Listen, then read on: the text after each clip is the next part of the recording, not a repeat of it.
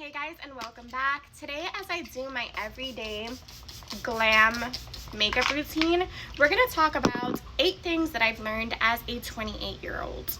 Number 1, some men, and I say this due to personal experience because this actually happened to me, will say that as you age, you decrease in value. And they have different reasons and excuses that they will add to why you lose your value as you get older.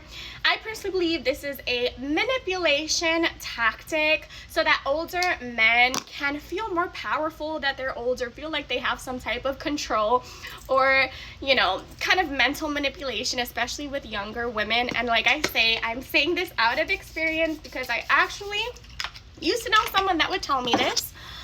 And now that I'm 28, I can tell you, and it's proven, so many different situations and women have been able to prove that you actually increase in value. You increase in wisdom, you increase in capability, you have stronger boundaries, which is what those particular men don't like about older women, which is why they hold out this story that you lose your value as you age. If you focus on your emotional, mental, physical, and economical, yes, you heard me right, girlies, economical growth and well-being, and you lock in your 20s and your 30s, and you do what you have to do to be able to be an independent, strong-willed, strong-minded woman, you will have so much value and so much power when you step into a room. And I've seen so many older mamas who have testimonied to this, okay? So no, you do not lose value. You can actually use your age gracefully, and turn it into power and wealth. Number 2, do not chase relationships. This could be romantic, friendship, or family relationships. A relationship should be a mutual give and take. If the person is causing you stress, anxiety, depression, and you feel like you're giving more of yourself than what you're receiving in return, that person is not meant for you, and you are blocking your blessings. You are blocking the correct people to be in your life. Sometimes you have to cut off family, friends, and relationships that you deeply care about because they are just causing you more suffering than happiness. And remember, that should never be the case in a relationship. Number 3, don't give second chances. And this is going to be hard for so many people to understand. This one is more for the young ones that are starting out in love, because a lot of us that are older and are in our late 20s or 30s, we've already given so many chances to the wrong people.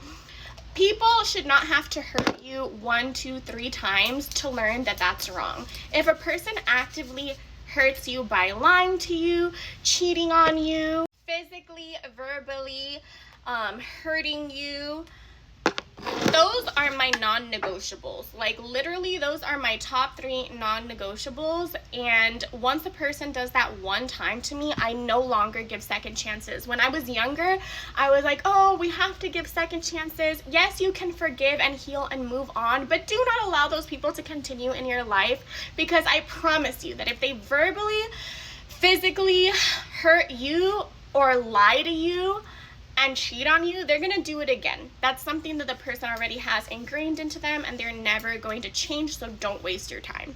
Another one that I've learned out of experience. All of these I'm talking out of experience, not out of my butt crack. So, number 4, do not pay for things you cannot afford. It doesn't matter if it's trending. It doesn't matter if it's what the next hot celebrity has.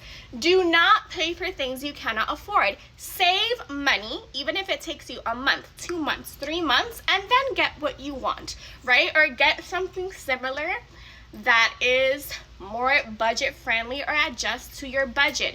If you buy impulsively or do things impulsively out of your budget, you are setting yourself up for failure. Learn how to save money, learn how to be patient in order to then be able to access that which you desire. Number 5, success is an energy exchange. The amount of energy you put into something or someone is going to determine your success. Not really into someone. Scratch that. More into something.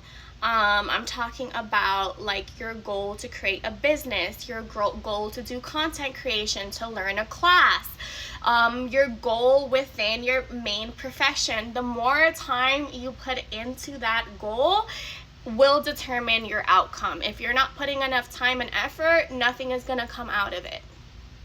Number 6, and this is another one that I recently started doing this year, learn to negotiate and to bargain with your bosses, with your landlords, anything that causes like a major financial input on your part. Why? Because you can end up getting much more better offers in pay, offers in what you have to pay for your rent, if you're daring enough and you do your research on how to bargain and how to negotiate with your landlord, with your boss for a raise. What's the worst that can happen is that they say no, and then you have to look at what are your other options. But don't settle for less. We're so used to settling that we don't even ask and we don't even research on how we can get what we want.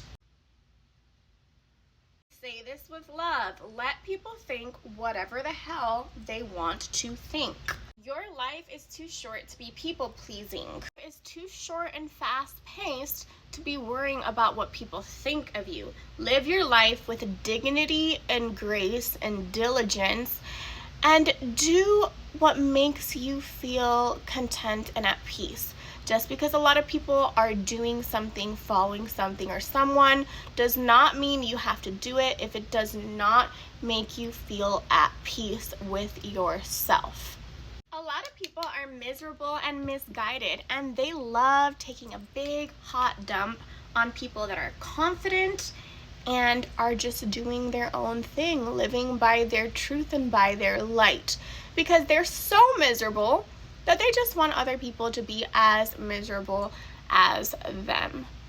You should be unique and do what makes you feel safe, confident, and in your highest power. This one, number 8, and this one's gonna be really hard for my social butterflies and my oversharers. Please be selective who you tell your personal shit, your personal information to. Doesn't matter if they're a friend, doesn't matter how nice the vibe is. Some things are better left unsaid. Some things are better for you to just keep between you and the creator and the universe. It doesn't mean that you are not going to be friendly, that you're not going to be sociable, but there's certain things that you should not tell other people because, first of all, you want to protect your energy.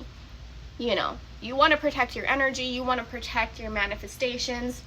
You don't want someone else accidentally blocking your manifestation, which can also happen, especially if you're talking about something you haven't achieved yet. This has been difficult for me as well.